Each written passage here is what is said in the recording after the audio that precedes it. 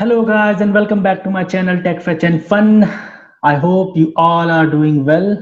तो आज के हम इस जो वीडियो लेक्चर में हैं जो हम बात करेंगे वो है applications of series and parallel circuits.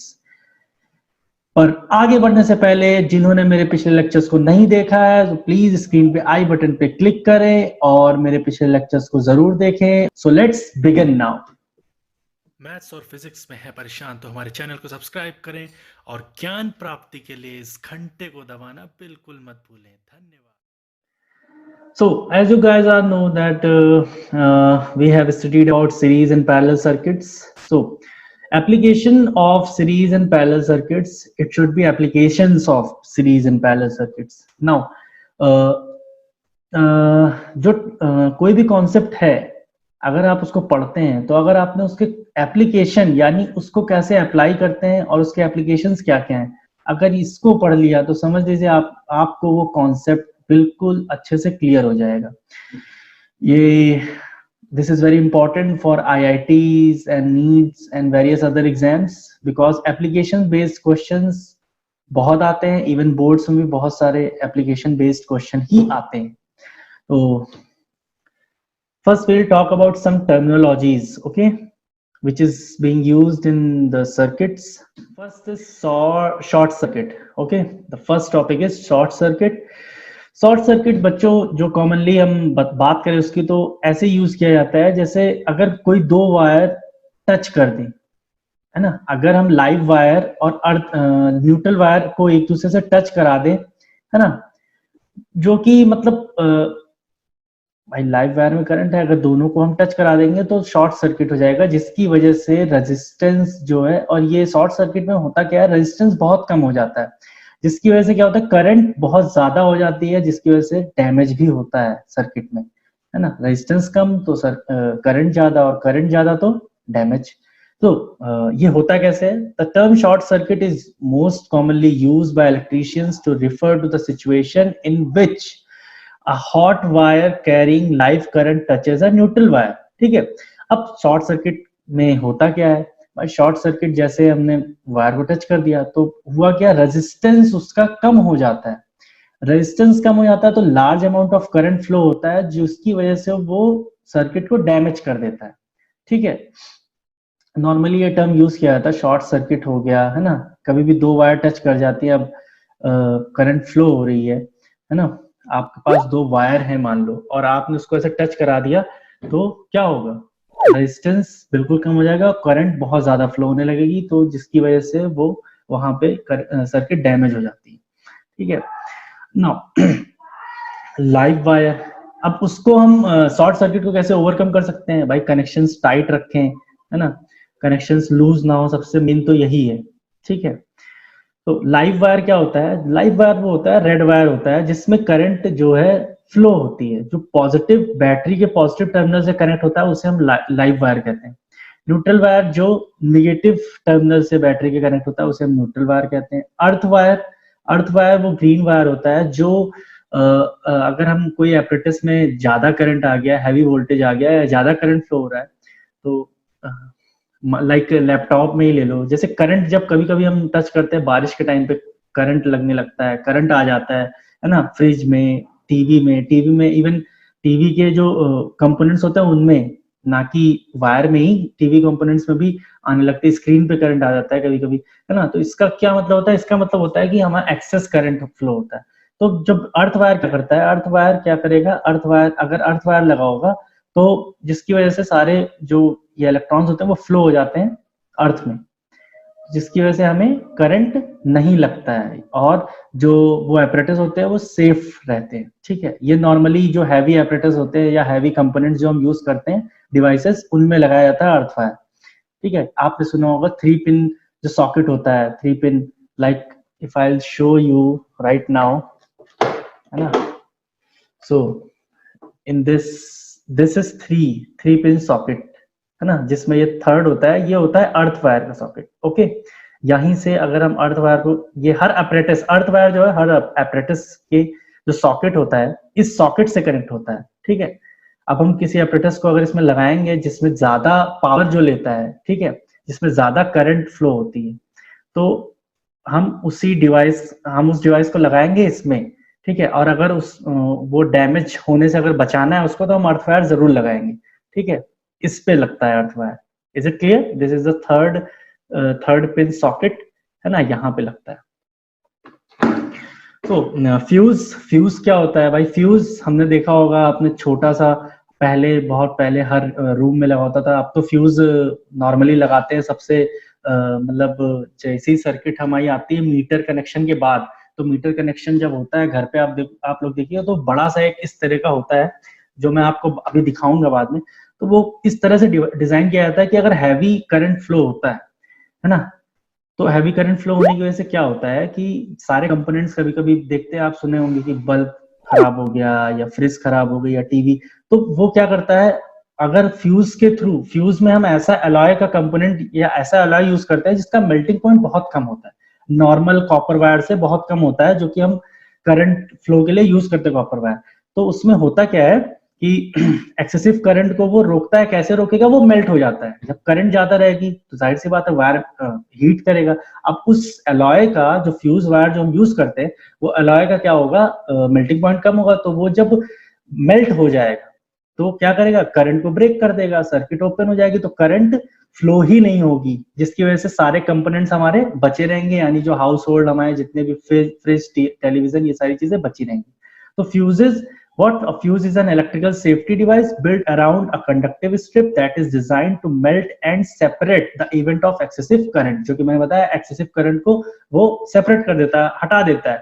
Fuses are always connected in series with the components to be protected from overcurrent। जाहिर सी बात है, अगर फ्यूज वायर को हम सीरीज में कनेक्ट करते हैं, जिस डिवाइस को हमें अगर सेव करना है, तो उसके सीरीज में हम फ्यूज वायर लगा दें, तो जब भाई करंट एक्सेस फ्लो होगी तो फ्यूज वायर मेल्ट हो जाएगा, तो क्या हो जाएगा, वो सर्किट ओपन हो जाएगा, like this.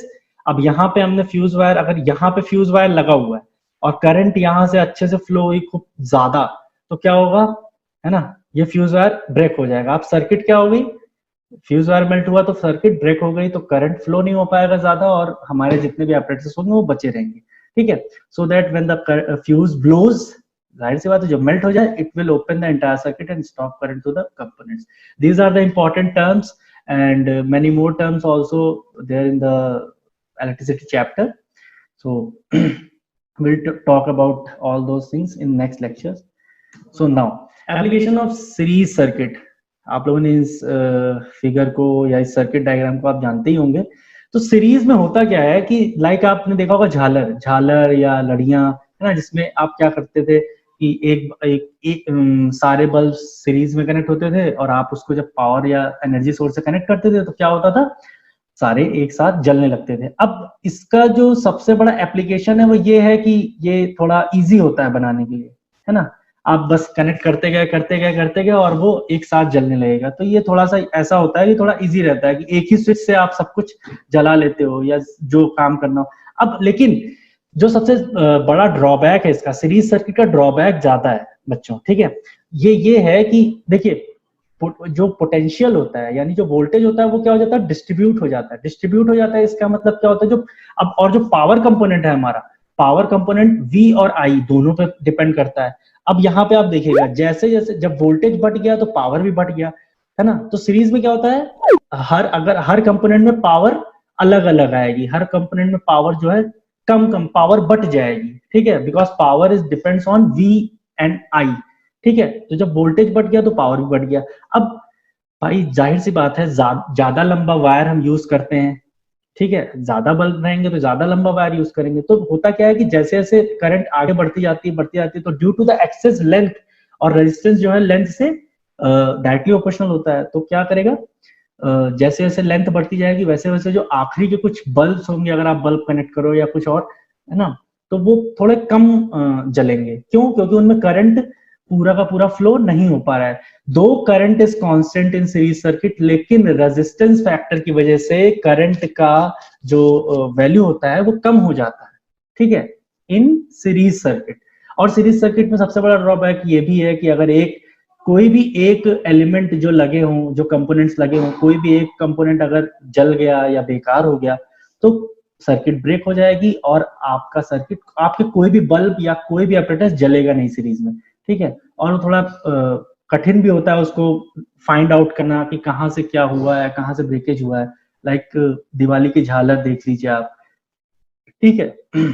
So the main application, सबसे अच्छा एप्लीकेशन होता है पैरेलल सर्किट का, जो कि हम यूज करते हैं डोमेस्टिक इलेक्ट्रिक सर्किट में, यानी आपके जो घर में जो भी सर्किट, जो भी लाइटिंग होती है वो पैरेलल सर्किट में होती है। अब इसका सबसे मेन जो इम्पोर्टेंस वो ये है कि हर एपरेटस का जो वोल्टेज होता है बच्चों, वो 220 वोल्ट ही होता है फिक्स। यानी अब तो वेरिएशन भी होता है, मतलब वेरिएशन क्या, 200 से लेके 240 तक के बीच का उसको वोल्टेज चाहिए होता है।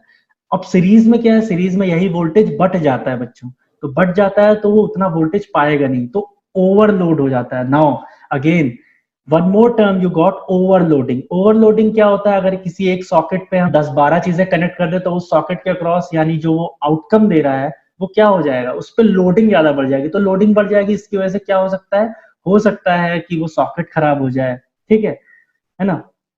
ये होता है तो ओवरलोडिंग, है ना। ओवरलोडिंग इसी को कहते हैं। मान लो ये सॉकेट है, अब इसमें हम 3-4 चीजें कनेक्ट कर दें, ठीक है, तो क्या होगा, इस पे लोड ज्यादा बढ़ेगा। लोड ज्यादा बढ़ेगा तो भाई वहां से भी वो करंट ज्यादा फ्लो होने की कोशिश करेगा, तो करंट ज्यादा फ्लो होने की कोशिश करेगा तो हो सकता है कि वायर जो है डैमेज हो जाए, है ना, हीट हो जाए, जल जाए, तो उसी को ओवरलोड कंडीशन कहते हैं, ठीक है। तो सर्किट में बहुत ही अजीब होता है वो, सर्किट में जो पोटेंशियल होता है वो बढ़ जाता है, लेकिन हमको पोटेंशियल 220 वोल्ट चाहिए ही चाहिए। तो वो सबसे अच्छा हमारा क्या करता है, पैरेलल सर्किट। पैरेलल सर्किट इसलिए भी इंपॉर्टेंट है कि हमारा वोल्टेज कांस्टेंट रहता है, और दूसरा हर सर्किट, हर चीज की या हर एलिमेंट की करंट रिक्वायरमेंट अलग अलग होती है, ठीक है। अब जैसे मोबाइल है तो मोबाइल आपका 2 से 3 एम्पियर के चार्जिंग से चार्ज हो जाता है, ठीक है, इसीलिए हम अडॉप्टर यूज करते हैं, ठीक है। बल्ब है तो उसको करंट कुछ और चाहिए, फ्रिज को करंट कुछ और चाहिए, है ना। तो every device needs a different current value, ठीक है। इलेक्ट्रिक करंट की वैल्यू हर डिवाइस के लिए अलग अलग होती है, जो कि पैरेलल सर्किट में ये होता है कि करंट क्या हो जाता है, डिवाइड हो जाता है, करंट बढ़ जाता है, हर एपरेटस का करंट अलग अलग हो जाता है। अब जरा इसको हम ध्यान से देखते हैं। देखिए सबसे पहले मैं लाइव और न्यूट्रल वायर की बात करता हूँ। ये अब इसके पहले क्या होगा, है ना, मान लीजिए यहाँ पे ये पावर सोर्स से कनेक्ट है, ठीक है। कहाँ से पावर सोर्स, जहां पे बिजली बनती है वहां से ये चीज शुरू हुई है। अब ये आपके पास आता है थ्रू ट्रांसफॉर्मर्स। ट्रांसफॉर्मर्स क्या करते हैं, वोल्टेज अप कर देते हैं या करंट भी अप कर देते हैं। नॉर्मली हम वोल्टेज अप यानी स्टेप अप ट्रांसफॉर्मर का यूज करते हैं, जो आप क्लास 12 में पढ़ेंगे, ठीक है।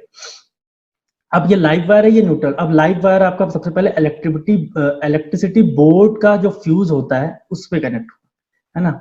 इलेक्ट्रिसिटी बोर्ड्स फ्यूज वहां से आया, है ना।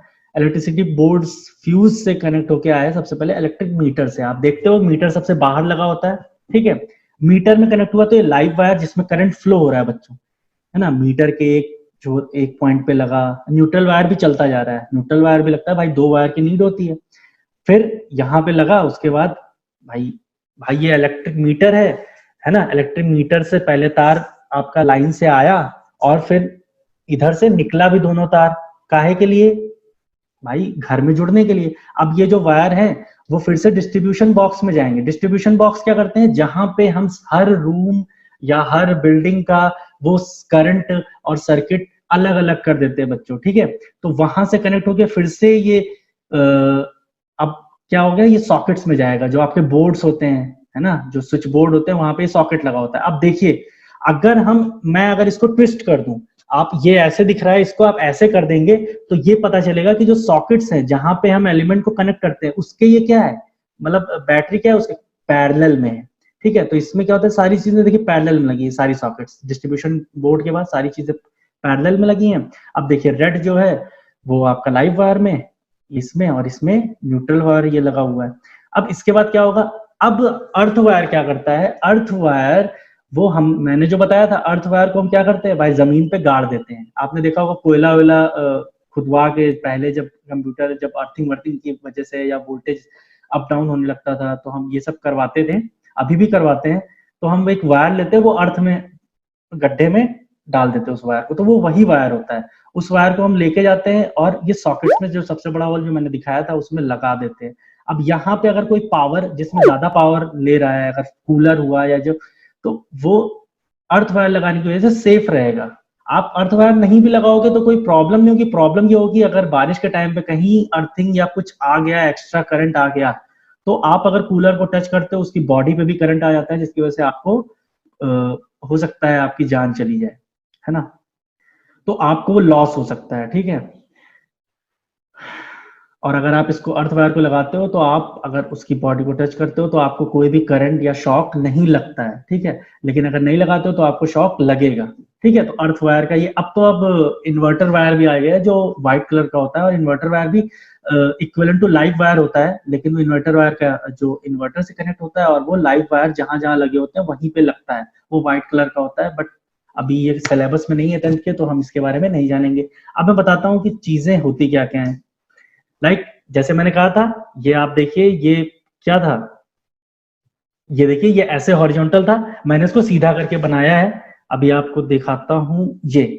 अब ये देखिए अगर इसके क्या है, यहाँ पे यहीं पे तो दोनों ये पावर सोर्स कनेक्ट हो रहा है, तो पावर सोर्स कनेक्ट हो रहा है, तो पावर सोर्स के ये क्या है, सारे कंपोनेंट्स जो सॉकेट हैं ये पैरेलल में है, ठीक है। तो पैरेलल में है, तो पैरेलल में क्या होगा, वोल्टेज सेम होगा और करंट अपनी अपनी रिक्वायरमेंट के हिसाब से बढ़ जाएगी, ठीक है। Now what is this?